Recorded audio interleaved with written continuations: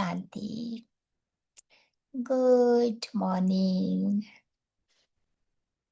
सो आज बाबा आया है अपने बच्चों को कर्मातीत अवस्था का अनुभव कराने के लिए। अब कर्मातीत अवस्था क्या है? तो बाबा कहते हैं कि कर्मातीत अवस्था वो हमारी संपूर्ण अवस्था का नाम है। इस शरीर में रहते हुए, सब कारोबार करते हुए, हम सब का लक्ष्य यही है कि हमें कर्मातीत बनना है, अर्थात विकर्मों से अतीत बनने की स्टेज, वो है कर्मातीत अवस्था। कभी कभी कोई कर्म करते हैं तो वो कर्म हमारा गलत कर्म हो जाता है, कभी विकर्म बन जाता है। तो बाबा कहते हैं इन विकर्मों की जो सिस्टम है उससे जब आत्मा फ्री हो जाती है तो कर्मातीत बन जाती, अर्थात उसके हर कर्म अपने जीवन में श्रेष्ठ बन जाएंगे, यादगार बन जाएंगे, दूसरों को प्रेरणा देने वाले कर्म बन जाएंगे। तो ये है कर्मातीत अवस्था। कर्मातीत अर्थात कर्म के परिणाम से न्यारा बनना। कई बार हम कोई भी कर्म करते हैं, एक्सपेक्ट करते हैं कि उसका फल मुझे मिलना ही चाहिए। तो बाबा कहते हमारा काम है कर्म करते रहो, रिजल्ट बाबा के पर छोड़ दो।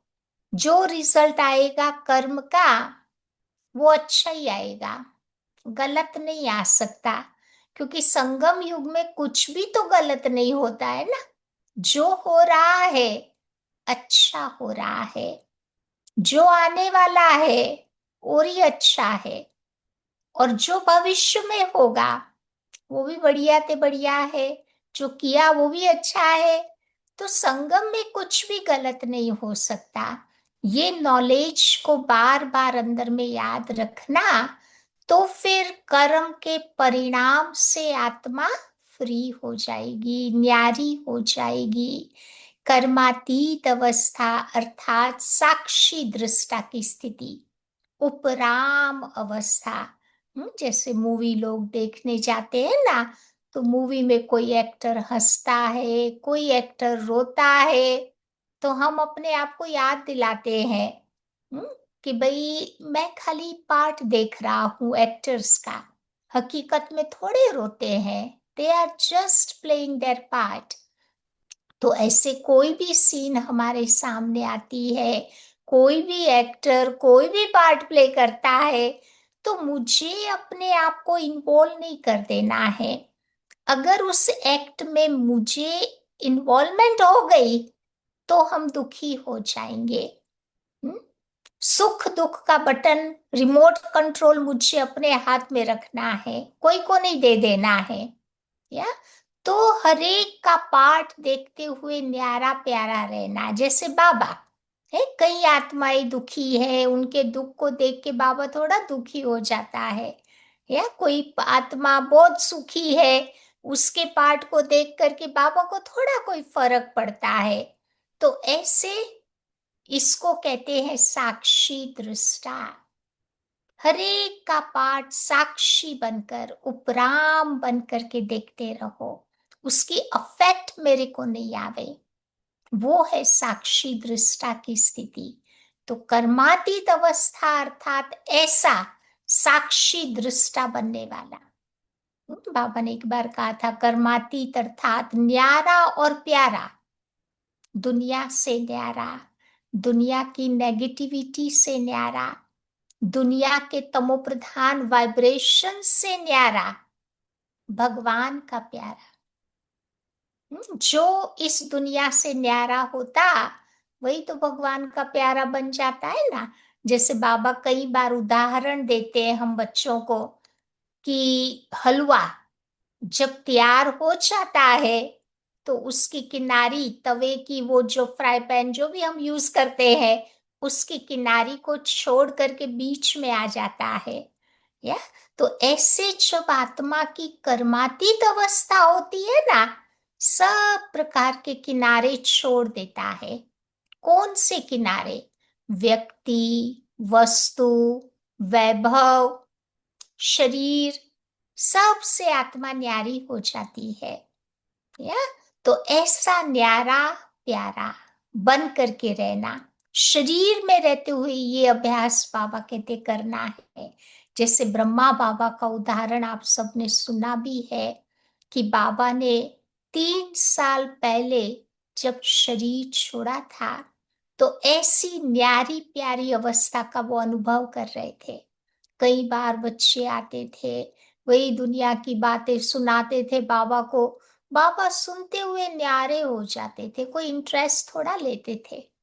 या तो ये है न्यारी प्यारी अवस्था।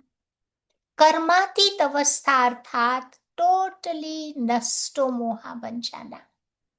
सबसे पहले तो मुझे अपनी देह से नष्टो मोहा बनना है। देह के संबंधियों से, ऐसे नहीं कि कोई से प्यार से बात नहीं करो, कांटेक्ट नहीं रखो, अकेले अकेले हो जाओ, वो नष्टो मोहा स्थिति नहीं है। जब हम लोगों के साथ है, बहुत प्यार से रहे, बहुत अच्छी तरह से अपना व्यवहार करे। जब हम अकेले हैं तो मैं और मेरा बाबा, बैलेंस चाहिए, एक्सट्रोवर्टनेस इंट्रोवर्टनेस का। अंतर्मुखी भी बनो, बाहरमुखी भी बने। जैसे नर्स आप देखो है हॉस्पिटल में, सब पेशेंट की कितने प्यार से सेवा करती है, परंतु वो किसी से अटैच नहीं होती है, नष्टो मोहा होती है। तो वही स्थिति हमें भी अपने जीवन में बनानी है। वो है कर्मातीत अवस्था। सारी अपनी ड्यूटीज को निभाए, रेस्पॉन्सिबिलिटीज को भी निभाए। जो हमारा कर्तव्य है बाबा ने दिया है वो भी करना है, चाहे सेंटर में है चाहे परिवार में है, जहां पर भी बाबा ने हमको रखा है, सारे काम बहुत शिद्दत के साथ रेस्पॉन्सिबल बन करके करना है। लेकिन अंदर से बाबा कहते नष्टो मोहा रहना है। हमारी बुद्धि एक बाबा के साथ कनेक्टेड रहे और किसी के साथ नहीं। हम्म? फिर बाबा कहते कर्मातीत अवस्था अर्थात बंधन मुक्त अवस्था। दुनिया का कोई बंधन मुझे अपना श्रेष्ठ कर्म करने में रोक नहीं सके। इसको कहते हैं बंधन मुक्त आत्मा। कई बार कई काम करना होता है, बाबा की सेवा भी करनी होती है, या तो कितने हम बहाने बनाते हैं, क्योंकि बंधनों में आत्मा फंसी हुई है, निकल नहीं सकती।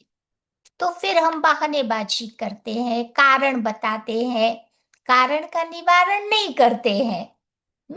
तो ऐसा बंधन युक्त नहीं, बंधन मुक्त बनना है। अगर मेरा बाबा से प्यार है, अगर मेरा बाबा की सेवाओं से प्यार है, हम्म, तो दुनिया की कोई व्यक्ति मेरे आगे बंधन क्रिएट नहीं कर सकते।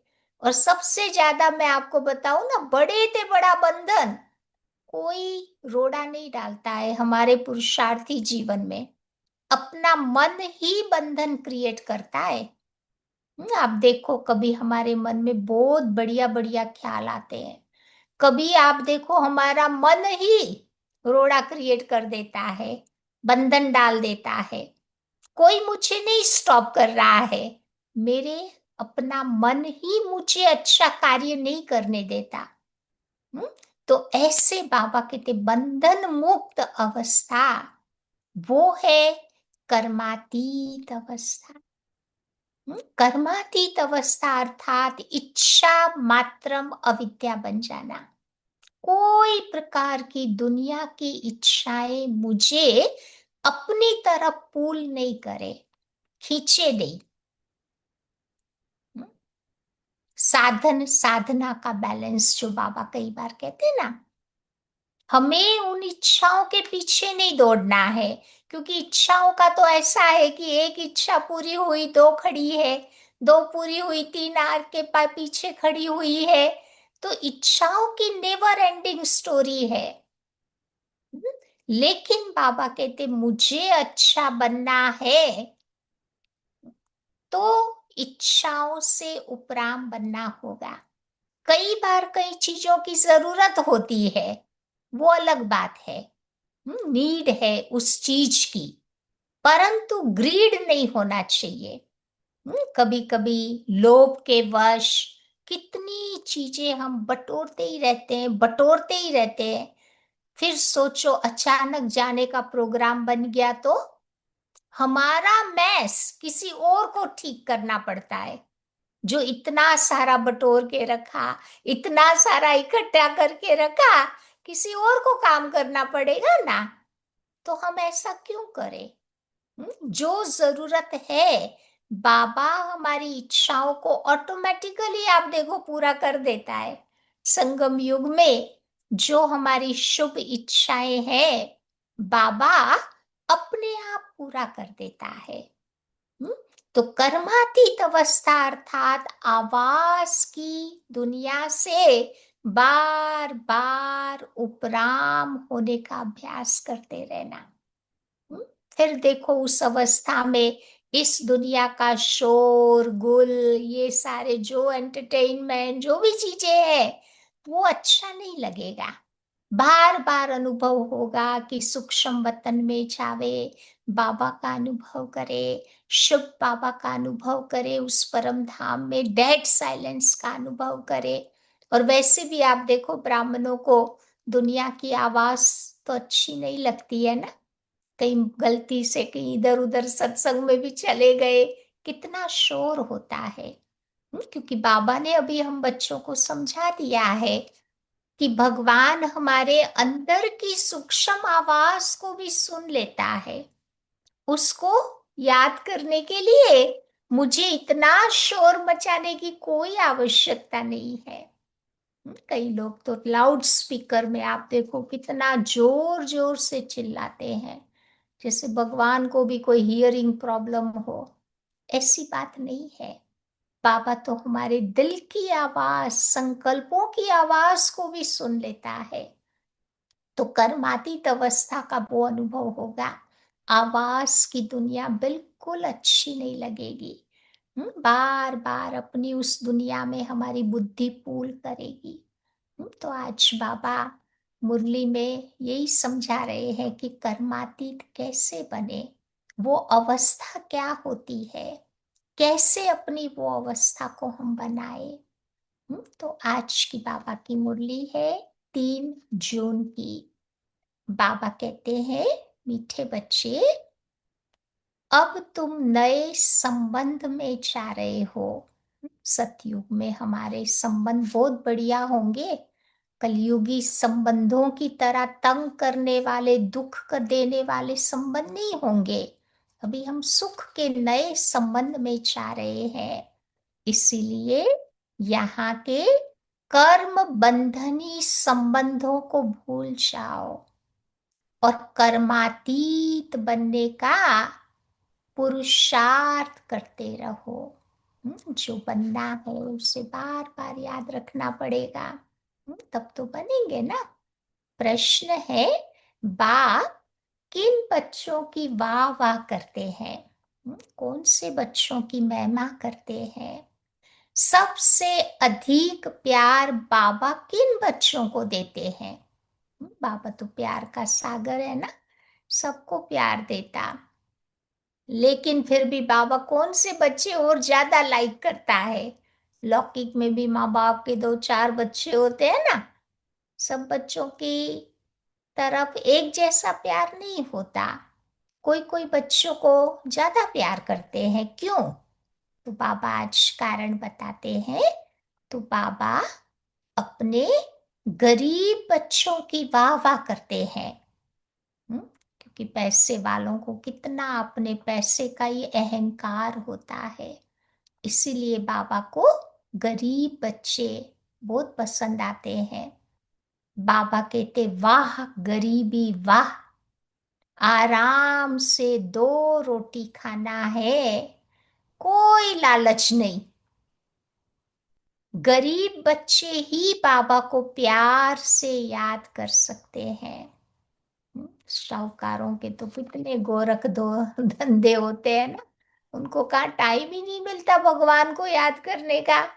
लेकिन बाबा के जो गरीब बच्चे हैं आराम से बाबा को प्यार से याद करते, तो बाबा अपने अनपढ़े बच्चों को देख देख करके खुश होते हैं, क्योंकि उन्हें पढ़ा हुआ भूलने की मेहनत नहीं करनी पड़ती है। जो बहुत बुद्धिशाली होते हैं ना, कितना उनकी बुद्धि में भूसा भरा हुआ होता है, पहले तो वो निकाले, खाली स्लेट में वो पार्टी में ही तो ज्ञान भरता है ना, तब जा करके बाबा की बातें समझ में आती है। लेकिन जिनकी ऑलरेडी खाली पार्टी है उनको तो कोई जरूरत ही नहीं है, जो बाबा कहेगा है उनको विश्वास हो जाता है, समझ लेते हैं। तो आज बाबा 2 प्रकार के बच्चों को देख खुश होते हैं, एक तो बाबा के गरीब बच्चे, और दूसरा जो अनपढ़े हैं, जिनकी बुद्धि खाली है, बहुत भूसा नहीं भरा है। ओम शांति। तो अब बाप को बच्चों के प्रति रोज रोज बोलने की दरकार नहीं रहती कि अपने को आत्मा समझो, आत्म अभिमानी भव, अथवा देही अभिमानी भव। अक्षर तो है वही। बाबा कहते हैं कि बच्चे अपने को आत्मा समझो, आत्मा में ही 84 जन्मों का पार्ट भरा हुआ है। एक शरीर लिया, पार्ट बजाया, फिर शरीर खलास हो जाता। आत्मा तो अविनाशी है। तुम बच्चों को ये ज्ञान अभी ही मिलता है, और कोई को इन बातों का पता नहीं है।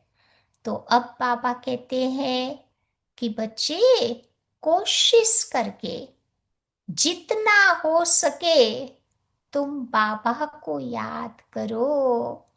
धंधे दोरी में लग जाने से इतनी बाबा की याद नहीं रहती। गृहस्थ व्यवहार में रहकर कमल फूल समान पवित्र बनना है। फिर जितना हो सके उतना तुम मुझे याद करो।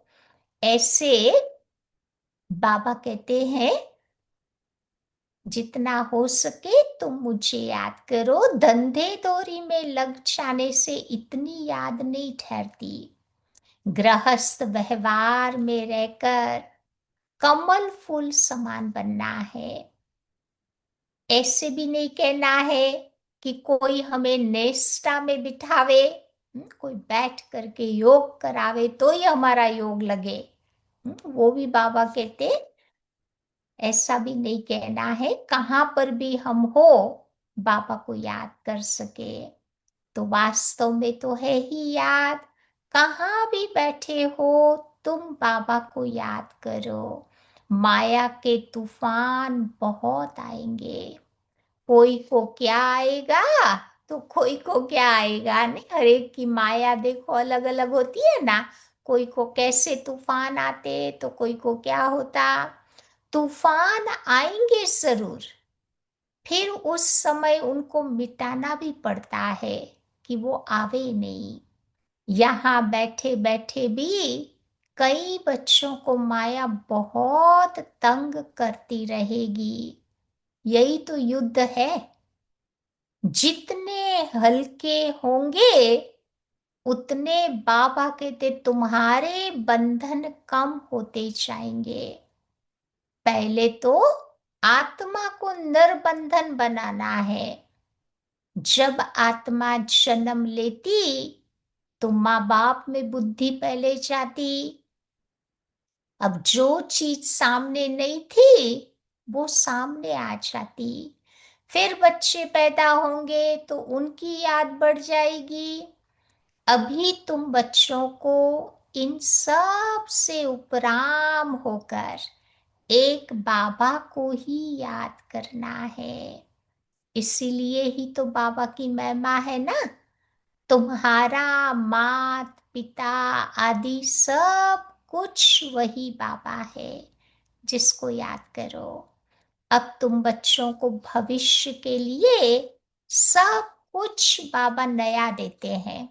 क्योंकि कलयुग में सब चीजें पुरानी हो गई है ना, तो बाबा नई दुनिया के लिए सब कुछ नया देते हैं। नए संबंध में तुम्हें ले आते हैं। संबंध तो तुम देखो वहां पर भी तो होगा ना। कहाँ पर? सतयुग में भी संबंध तो डेफिनेटली होंगे।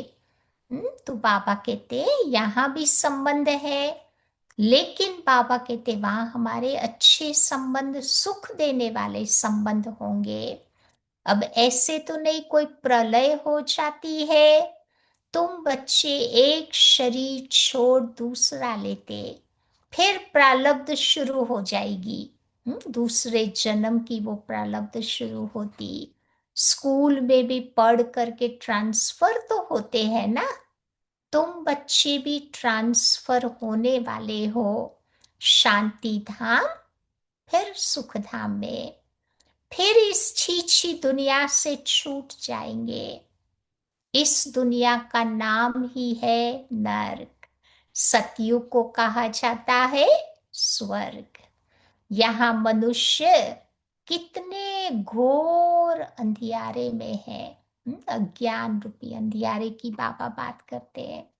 अब धनवान जो है वो तो समझते हैं, क्या समझते हैं कि हमारे लिए तो यहाँ पर ही स्वर्ग है। स्वर्ग होता ही है नई दुनिया में। ये पुरानी दुनिया तो विनाश हो जानी है। जो कर्मातीत अवस्था में जाने वाले बच्चे होंगे, वो कोई धर्मराजपुरी में सजाए थोड़ी भोगेंगे। और धर्मराजपुरी कोई ऊपर में नहीं है। यही दुनिया आप देखो। धर्मराजपुरी जाने से पहले ही सारे हिसाब किताब सेटल करने पड़ेंगे ना। अब स्वर्ग में तो सजा होगी ही नहीं। वहां तो घर भी महल रहता है, कोई दुख की बात वहां नहीं होती। यहाँ तो घर जेल है, जो सजाएं खाते रहते हैं। तुम बच्चे कितना बार स्वर्गवासी बनते हो, ये याद करो, तो सारा चक्र का ज्ञान बुद्धि में आ जाएगा। साइकिल का जो ज्ञान है ना, सारा बुद्धि में आ जाएगा। एक ही बात देखो लाखों रुपयों की है। ये बच्चे जब भूल जाते हैं ना, तब फिर देह अभिमान में आ जाते, फिर माया उनका नुकसान कर देती। तो यही तो मेहनत है। मेहनत के बिगर ऊंच पद पा नहीं सकते। बाबा को भी कहते हैं कि बाबा हम तो अनपढ़े हैं, कुछ भी नहीं जानते। शुरू शुरू में जो दादियाँ यज्ञ में आई थी, कहाँ पढ़ी लिखी थी। स्कूल खाली गई थी, 2-3 क्लास पढ़ी होंगी। कोई ऐसी डिग्रियां थोड़ी थी दादियों के पास। तो फिर वो शुरू शुरू में बाबा को बोलते थे, बाबा हम तो कुछ भी पढ़े हुए नहीं है। तो बाबा तो खुश होते थे, क्योंकि यहाँ पर तो पड़ा हुआ सारा भूलना पड़ता है। तब बाबा की बातें अंदर जाती है ना। तो ये तो थोड़े टाइम के लिए शरीर नरवा आदि के लिए पढ़ना है। तुम बच्चे जानते हो, ये तो सब खलास होने का है। तो जितना हो सके बाबा को याद करते रहना है। रोटी टुकड़ा भी खुशी खुशी से खाना है।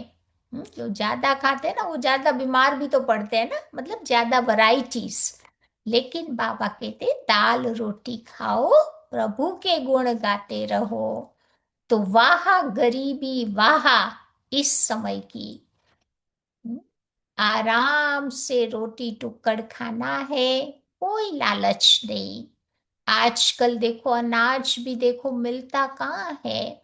ये चीनी आदि भी धीरे धीरे करके मिलेगी नहीं। ऐसे नहीं कि तुम ईश्वरीय सर्विस करते हो तो तुमको गवर्नमेंट दे देगी। नहीं, मतलब कोई चीज की वो होती है ना, इतना नहीं मिलेगा तो सबको ही नहीं मिलेगा। अब वो तो तुम लोगों को जानते नहीं है। हाँ, बच्चों को कहा जाता है कि गवर्नमेंट के पास जाकर के भी तुम ये ज्ञान समझाओ। उन्हों के लिए भी टोली भेजते हो ना, कोई प्रोग्राम होता है नहीं तो टोली तो सबको देते हैं। तो बाबा कहते हैं जैसे फकीर लोगों को कोई शाहूकार होगा तो मुट्ठी भर करके दे देगा, गरीब होगा तो थोड़ा बहुत दे देगा। तो बाबा कहते तुम्हारे पास तो सब कुछ आ सकता है, चीनी भी आ सकती है, परंतु कभी कभी क्यों नहीं आती है? हम्म, क्योंकि बच्चों का योग कम हो जाता है। हमारी स्थिति उतनी बढ़िया नहीं होती। नहीं तो योग से तो आज देखो ना कितने काम हो जाते हैं ना, इम्पॉसिबल काम भी पॉसिबल हो जाता। तो याद में न रहने के कारण, देह अभिमान में आने के कारण फिर कोई काम नहीं हो सकता। तो ये काम पढ़ाई से इतना नहीं होगा जितना योग बल से होगा। माया तुम्हें याद नहीं करने देती, रुस्तम को और ही अच्छी तरह पकड़ करके पछाड़ती है। बड़े बड़े माया के तूफान आते हैं ना, तो माया फिर हरा देती है। अच्छे अच्छे बच्चों के पर भी फिर ग्रहचारी बैठ जाती है। बाबा के अच्छे अच्छे बच्चे जिनकी बाबा बहुत महिमा करता, पता नहीं चलता कौन घड़ी उनके पर भी ग्रहचारी बैठ जाती। तो ग्रहचारी बैठने का मुख्य कारण कौन सा है? हम्म, योग नहीं होता। ज्ञान की तो बड़ी बड़ी बातें हम सब लोग सुनाते हैं, लेकिन साथ साथ योग का पावर भी चाहिए। ग्रहचारी के कारण फिर नाम रूप में फंस जाते हैं। फिर वही अटैचमेंट, लगाव झुकाव हो जाता लोगों के प्रति।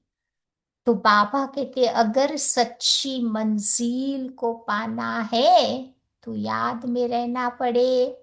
बाबा कहते बच्चे ध्यान से तो ज्ञान अच्छा है, ध्यान माना वो जो ट्रांस में जाते हैं ना, उससे ज्ञान अच्छा है। तो ज्ञान से याद अच्छी है, ज्ञान से भी योग बढ़िया है। तो ध्यान में जास्ती जाने से क्या होता है, माया के भूतों की प्रवेशता हो जाती है, क्योंकि उस समय भी आत्मा बॉडीलेस बन जाती है ना, तब ट्रांस में जाते हैं। अगर हमारी स्टेज पावरफुल नहीं होती तो उसी टाइम माया की प्रवेशता हो जाती। स्पिरिट्स तो घूमती रहती है हमारे गोल गोल चारों ही ओर ना, तो इसीलिए बाबा कहते अपनी अवस्था को बहुत पावरफुल बना के रखना है।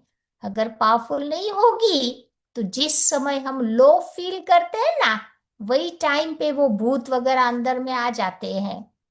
तो इसीलिए ज्यादा जो व्यक्ति अपसेट रहता है, डिस्टर्ब रहता है, इन लोगों के अंदर आप देखना डबल डबल पर्सनालिटी दिखाई देगी ना। तो क्योंकि हिसाब किताब की भी तो बातें हैं ना, कईयों के साथ, कोई आत्मा के साथ पूर्व जन्म के कब के हिसाब किताब होते हैं, तो फिर वो आत्मा प्रवेश करके उस आत्मा से हिसाब किताब सेटल भी करती है।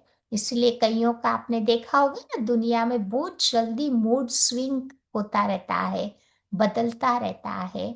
अभी अभी बहुत अच्छे हैं और नेक्स्ट मोमेंट आप देखोगे ना तो वही अपसेट, डिस्टर्ब, चेहरे पर हैप्पीनेस नहीं है ना, वही व्यर्थ चलना। तो ये बताता है डबल पर्सनैलिटी है।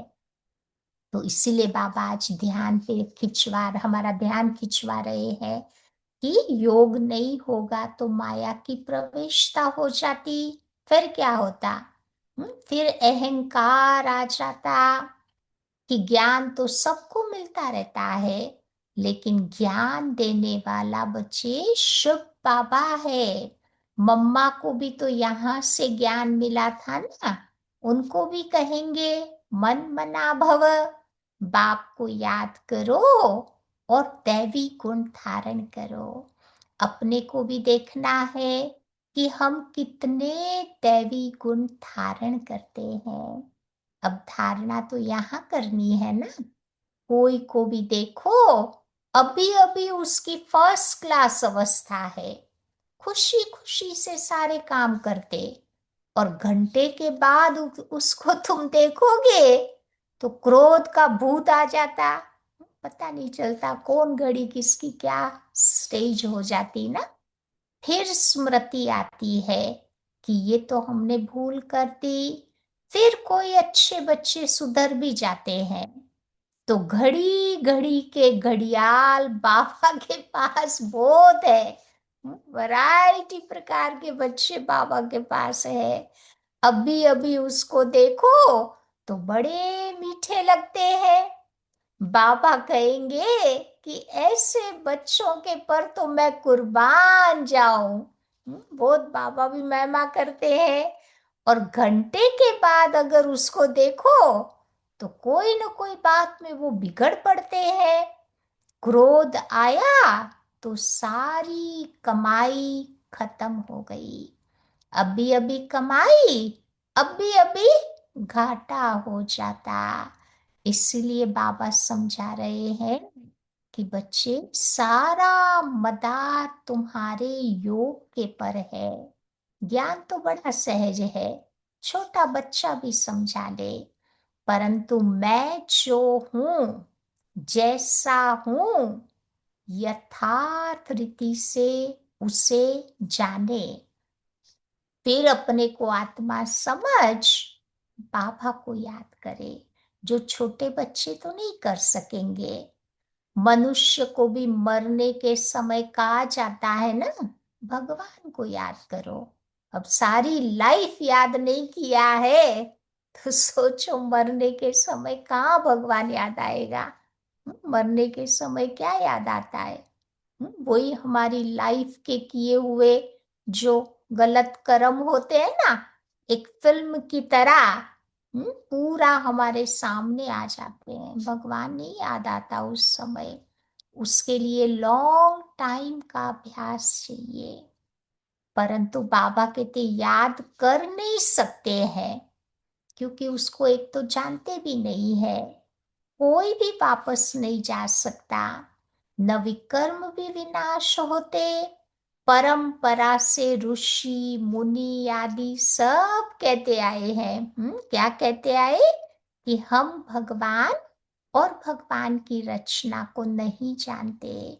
उस समय वो सतोगुणी थे, लेकिन आज के तमो प्रधान बुद्धि, कैसे उनको जानेंगे?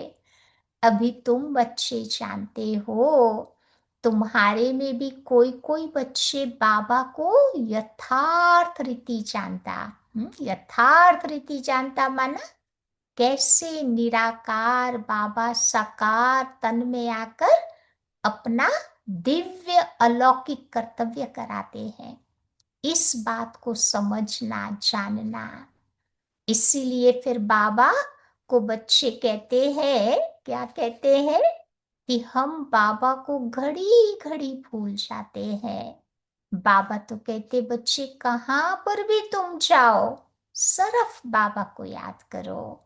बड़ी भारी कमाई है। तुम 21 जन्मों के लिए निरोगी बनते हो, तो ऐसे बाबा को तुम्हें अंतर्मुख होकर के याद करना चाहिए। परंतु माया तूफान में ला देती है। इसमें तो अंतर्मुखी बनकर विचार सागर मंथन करना है। विचार सागर मंथन करने की बात भी अभी की है। तो ये है पुरुषोत्तम बनने का संगम युग। तो ये भी तो वंडर है ना। तुम बच्चों ने देखा है कि एक ही घर में तुम कहते हो हम संगम युगी है, और तुम्हारा हाफ पार्टनर या बच्चा कहेगा कि हम कलयुगी है। तो फर्क पड़ जाता है ना। मतलब एक ज्ञान में है, एक नहीं है, तो नेचुरल है ना। थोड़ा तो फर्क पड़ेगा। तो बाबा तुम बच्चों को बड़ी महीन बातें बैठ समझाते हैं, घर में रहते हुए बुद्धि में है कि हम फूल बनने का पुरुषार्थ कर रहे हैं। तो ये सारी देखो अनुभव की बातें हैं, प्रैक्टिकल में मेहनत करनी है। याद की ही तो मेहनत है। एक घर में एक हंस होगा, दूसरा बगुला होगा, मतलब एक वेजिटेरियन है एक नॉन वेजिटेरियन है तो प्रॉब्लम हो जाएगी ना। फिर कोई बड़े फर्स्ट क्लास भी होते हैं। तो बाबा कहते हैं कि तुम बच्चों को हिम्मत दिखानी है। कई तो देखो विकार के लिए भी कितना मारते लड़ते झगड़ते हैं। अवस्था तुम्हारी बहुत अच्छी होनी चाहिए। बाबा तुम बच्चों को राय देते रहते हैं। इस ईश्वरीय सभा का कायदा है कि जिन्हें ज्ञान रत्नों का कदर है वो बच्चे कभी बैठ के उबासी नहीं मारेंगे। उन बच्चों को आगे आगे बैठना चाहिए। नहीं, कई बार आपने देखा है ना, थके हुए भी होते हैं तो उस कारण भी लंबी लंबी उबासियां मारते रहते हैं ना क्लास में बैठ के। फिर हमारे तो भारतवासी तो म्यूजिक के साथ उबासियां लेते हैं। तो बाबा कहते ये रॉयल्टी नहीं है। अभी कोई कोई इंटरेस्ट होता है तो थोड़ी उबासी आती है। या तो चेक करना है कि समथिंग इज मिसिंग इनसाइड। कोई कोई बच्चे बाबा के सामने बैठ के झूठ के भी बोध खाते हैं और उबासी भी लेते रहते हैं ना। अभी स्कूल में भी टीचर के सामने बैठ के ये सब करेंगे तो अच्छा नहीं लगेगा ना। तो बाबा कहते हैं बाबा से तुम बच्चों को कितना ज्ञान धन मिलता है। एक एक वर्षन्स देखो लाखों रुपयों का है। तुम जानते हो ज्ञान बाबा से हमें संगम पर ही मिलता है। तुम कहते हो कि बाबा हम फिर से आए हैं बेहद का वर्षा लेने। तो मीठे मीठे बच्चों को बाबा बार बार समझाते हैं कि बच्चे ये छी दुनिया है, तुम्हारा है बेहद का वैराग्य। बाबा तो कहते हैं इस दुनिया में तुम जो कुछ देखते हो कल ये चीजें नहीं होंगी। मंदिरों का भी नाम निशान नहीं रहेगा। और आजकल देखो लोग अटैक भी कहाँ करते हैं, बड़े बड़े मंदिर मस्जिद पर करते हैं। वहां स्वर्ग में तो बाबा कहते हैं कोई ये चीज की दरकारी नहीं है। यहाँ इस दुनिया में पुरानी चीजों का कितना मूल्य है। वास्तव में कोई चीज का मूल्य नहीं है। हमारे लिए कोई चीज का मूल्य नहीं है सिवाय एक बाप के।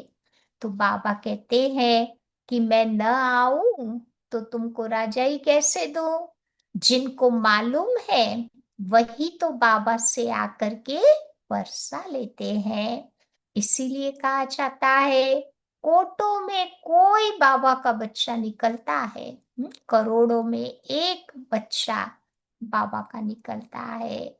तो कोई भी बात में तुम्हें संशय नहीं आना चाहिए। ये भोग आदि की भी रस्म रिवाज है, इनसे ज्ञान और याद का कोई कनेक्शन नहीं है। और कोई बात से तुम्हारा संबंध नहीं। सिर्फ दो बातें याद कर लो। खाली दो बात, दो शब्द, अल्फ और बे। अल्फ माना बाबा, बे माना बादशाही जो बाबा से हमें मिलती है ना। बस इन दो को बाबा कहते अच्छी तरह याद कर लो। बाबा कहते भक्ति में भी तुम मुझे याद करते हो, तुम सब मेरे आशिक हो। ये भी जानते हो कि बाबा कल्प कल्प आकर सब मनुष्य मात्र को दुख से छुड़ाए शांति और सुख देते हैं। तब तो बाबा ने कहा था ना कि सिर्फ ये बोर्ड पर लिख दो कि विश्व में शांति बेहद का बाप कैसे स्थापन कर रहे हैं। सो आकर समझो, 1 सेकंड में विश्व का मालिक 21 जन्म के लिए बनना है, तो यहाँ आकर के समझो। तो बाबा कहते हैं ऐसे कई बार बोर्ड भी लगा दो, घर में भी बैठ के किसी को बाबा का ज्ञान सुना सकते हैं। तो बाबा कहते हैं अच्छा काम करने वाले के लिए तो खास कहते हैं ना, आज की दुनिया में भी कोई अच्छा काम करता है ना, चैरिटी वगैरह, तो कहते हैं ये बहुत महादानी था, तब तो ये स्वर्ग गया। परंतु बाबा कहते कोई भी जाता नहीं है। नाटक जब पूरा होता तो सब एक्टर्स यहाँ स्टेज पर आकर खड़े हो जाते। नहीं, उस नाटक में भी देखते हैं ना, एंड में सारे एक्टर्स आ जाते हैं स्टेज पर, मरे हुए भी आ जाते हैं। ऐसे बाबा कहते इस स्टेज पर भी जब डायरेक्टर्स आता है ना, सब एक्टर्स आ जाते हैं स्टेज पर। तो शिव बाबा के साथ फिर सब आत्माएं जाएंगी घर। तो मूल बात, अभी तुम्हारे 84 जन्म पूरे हुए, अब तुम्हें इस जुत्ती को छोड़ना है, पुराने शरीर को छोड़ना है। कैसे छोड़ना है? जैसे सर्प पुरानी खाल छोड़ करके नहीं लेता है। पापा को सांप का ये उदाहरण बहुत अच्छा लगता है। वो बिल्कुल अटैच नहीं होता, अपनी पुरानी खाल छोड़ देता है ना सांप। तो ऐसे बाबा कहते खुशी खुशी से बाबा की याद में शरीर छोड़ना है। अब श्री कृष्ण कितना खूबसूरत है, कितनी उसमें कशीस है, फर्स्ट क्लास शरीर भी है। तो ऐसा शरीर हम भी लेंगे। कहते हैं ना कि हम तो नारायण बनेंगे। ये तो कलयुगी सड़ी हुई छी छी खाल है, इसे छोड़कर हम जाएंगे अपनी दुनिया में। तो ये याद करते खुशी क्यों नहीं होती? जब कहते हैं कि हम नारायण बनते हैं, तो ये सत्यनारायण की कथा को अच्छी रीति समझना है। जो कहते हो वो करके भी दिखाओ। कहनी और करनी एक होनी चाहिए। धंधा आदि भी भल करो। तभी तो बाबा कहते हैं ना कि बच्चे इन हाथों से काम करो और दिल से बाबा को याद करते रहो, तब तो धारणा होगी। अच्छा, मीठे मीठे सिकिलधे बच्चों प्रति मात पिता बाप दादा का याद प्यार और गुड मॉर्निंग। रूहानी बाप की रूहानी बच्चों को नमस्ते। और हम रूहानी बच्चों की रूहानी बाप को याद प्यार और नमस्ते। आज की धारणा की पॉइंट, पहली बात बाबा सुनाते हैं, इस पुरानी दुनिया की पुरानी चीजों को देखते हुए भी नहीं देखना है।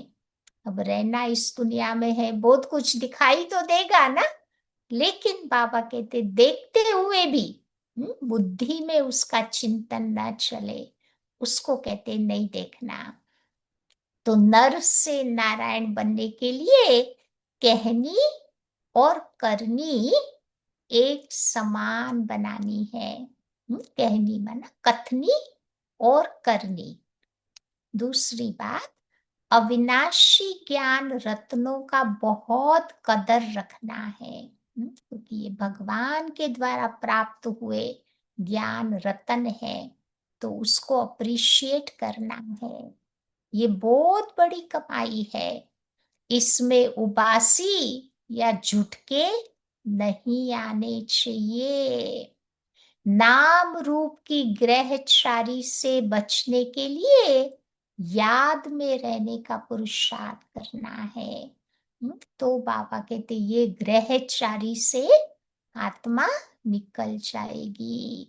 वरदान है, बाप की छत्र छाया के नीचे नाजुक परिस्थितियों में भी कमल पुष्प के समान न्यारे और प्यारे भव। संगम युग पर जब बाप सेवाधारी बनकर के आते हैं तो छत्र छाया के रूप में बच्चों की सदा सेवा करते हैं। पहले के राजे रजवाड़े होते थे ना, जब भी सिंहासन पर बैठते थे ना, तो उनके ऊपर वो छतरी रहती थी या कैनोपी। तो हम भी जब बाबा के बन जाते हैं ना संगम में, तो बाबा हमारी कैनोपी बन जाता है, छत्र छाया, और बच्चों की सेवा करते, याद करते ही सेकंड में साथ का अनुभव होता। तो ये याद की छत्र छाया कैसी भी नाजुक परिस्थितियों में कमल पुष्प के समान न्यारा और प्यारा बना देती। मेहनत नहीं लगती।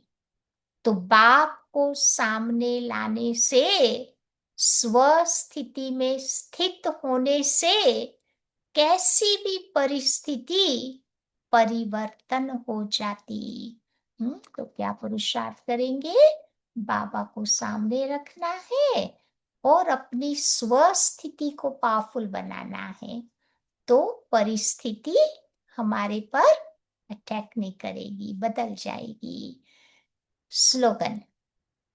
बातों का पर्दा बीच में आने न दो, तो बाप के साथ का अनुभव होता रहेगा। कई बार कितनी पुरानी पुरानी सड़ी हुई बातें सामने लाते रहते हैं, याद करते रहते हैं ना, फिर बाबा खिसक जाता है। जहाँ बात है वहां बाप नहीं है। जहाँ बाप है वहां बातें नहीं होती, दोनों साथ नहीं रह सकते। आज का व्यक्त इशारा है, किसी भी विघ्न से मुक्त होने की युक्ति है। कौन सी युक्ति है? सेकंड में स्वयं का स्वरूप, अर्थात आत्मिक ज्योति स्वरूप में, आत्मिक ज्योति स्वरूप की स्मृति में आ जावे, और कर्म में निमित्त भाव का स्वरूप, इस डबल लाइट स्वरूप में स्थित हो जाओ, तो सेकंड में हाई जंप दे देंगे। कोई भी विघ्न आगे बढ़ने में रुकावट नहीं डालेगा। एक तो आत्माभिमानी स्थिति, और दूसरा हर कर्म में निमित्त भाव कि भाई मैं नहीं कर रहा हूं, बाबा करा रहे हैं। तो फिर बाबा कहते कोई भी विघ्न ठहर नहीं सकेगा, इजीली सामना हो जाएगा। समझा? तो आज क्या याद रखेंगे सारा दिन? कर्मातीत अवस्था के बारे में बाबा बताते थे ना, तो बार बार स्मृति में वो लाना लाना होगा कि भाई हम बाबा के पास कर्मातीत बनने के लिए आए हैं, एंजल बनने के लिए आए हैं, अपनी संपूर्ण स्थिति को बनाने के लिए बाबा के पास आए हैं। तो ये स्मृति बार बार अपने को दिलानी पड़ेगी। तो बाबा कहते वो कर्मातीत अवस्था की जो निशानियां हमने देखी, वो अपने जीवन में आसानी से आती जाएगी। ठीक है, तो चलो बाबा के पास चलते